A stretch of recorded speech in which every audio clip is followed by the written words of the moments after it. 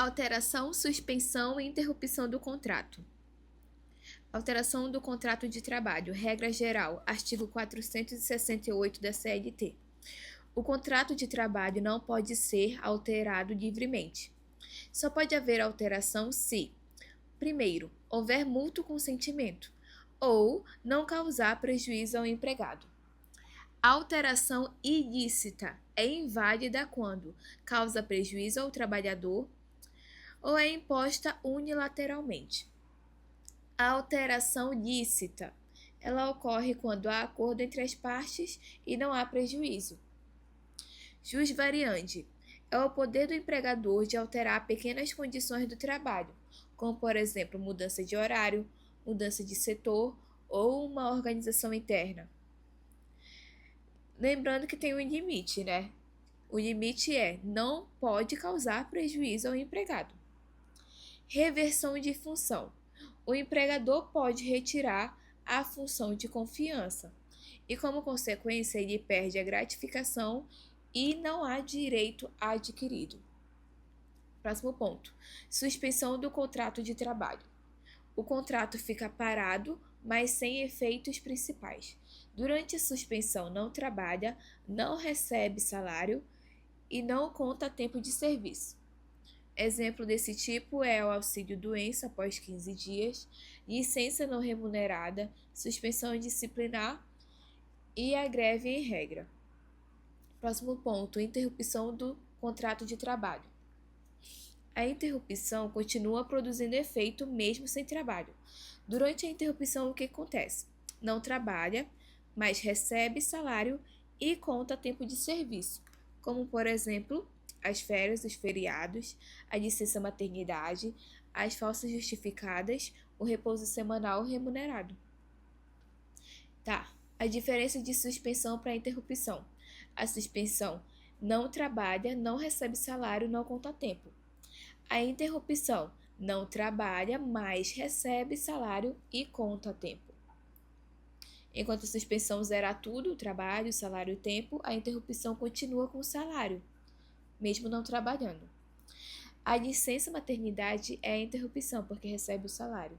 O auxílio-doença nos primeiros 15 dias é a interrupção, mas depois dos 15 é a suspensão. A greve, em regra, é suspensão e pode não receber salário. As férias é sempre interrupção. A alteração contratual. O ponto mais importante é que o empregador não pode alterar sozinho se houver prejuízo. Resumindo tudo, a alteração precisa de acordo e não pode prejudicar. A suspensão não trabalha, não recebe e não conta tempo. A interrupção não trabalha, recebe e conta tempo. Próximo tópico, jornada de trabalho. Jornada de trabalho é o tempo em que o empregado está à disposição do empregador, incluindo tempo efetivamente trabalhado, tempo aguardando ordens, tempo de deslocamento interno, como, por exemplo, dentro da empresa. A base legal, artigo 4º da CLT. Os limites constitucionais. De acordo com o artigo 7º da Constituição Federal, é 8 horas diárias e 44 horas semanais. Pode haver redução por acordo coletivo. Prorrogação da jornada, horas extras. O máximo é de 2 horas extras por dia e o adicional mínimo é de 50%. Pode ser maior por convenção coletiva. Situações especiais dentro das horas extras. É a necessidade imperiosa, o exemplo da força maior, e serviços inadiáveis. Pode ultrapassar limite, mas deve justificar. Compensação de jornada. O banco de horas, tipo, tem o acordo individual, que é a compensação em até 6 meses, e o acordo coletivo, que é a compensação em até 1 ano. Se não compensar, vira hora extra. Compensação semanal, tem um exemplo clássico de que trabalha mais durante a semana e folga no sábado. Não gera hora extra. Intervalo.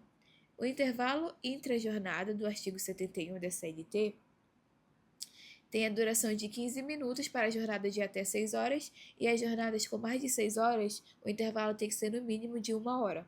Pode ser reduzido por acordo com regras. Consequências da não concessão. O empregador não concede intervalo, ele paga uma indenização mais 50% sobre o tempo suprido. É de natureza indenizatória. O intervalo interjornada do artigo 66 da CLT fala sobre 11 horas consecutivas ser o mínimo, e se não respeitar, gera hora extra. O descanso semanal remunerado é de 24 horas consecutivas, de preferência aos domingos. A perda do DSR, que é o do descanso, né? Ele perde se o empregado falta injustificadamente na semana. Aí perde o descanso.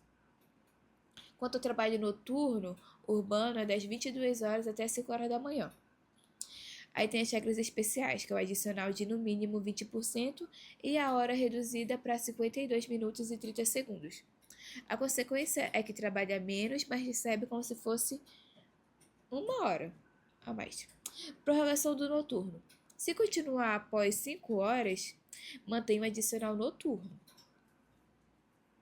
Regimes especiais de jornada. A jornada 12/36, que é aquela que trabalha 12 horas e descansa 36. É permitido por acordo, mas já inclui descanso e feriados. Turnos ininterruptos de revezamento. É uma jornada de 6 horas e pode aumentar por negociação coletiva. Agora a parte das férias. O período de descanso anual remunerado com o objetivo de recuperação física e recuperação mental com base no artigo 129 da CLT. Temos a partir dos períodos, que é o período aquisitivo, 12 meses trabalhados, e o período concessivo. Então, o empregador tem mais 12 meses para conceder. A consequência do atraso. Não concedeu no prazo, paga em dobro, e inclui um terço também.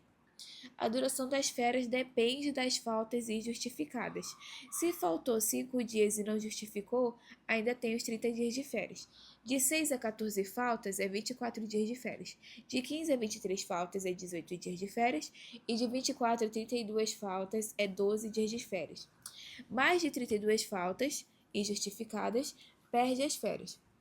A remuneração nas férias é o salário normal mais um terço constitucional e deve ser paga até 2 dias antes do início. O abono pecuniário, a venda de férias, pode vender até um terço. Como, por exemplo, tem 30 dias, vende 10 dias. Aí depende da vontade do empregado. Fracionamento das férias pode ser dividido em até 3 períodos. Como regra, tem o período mínimo de 15 dias e os outros de pelo menos 5 dias.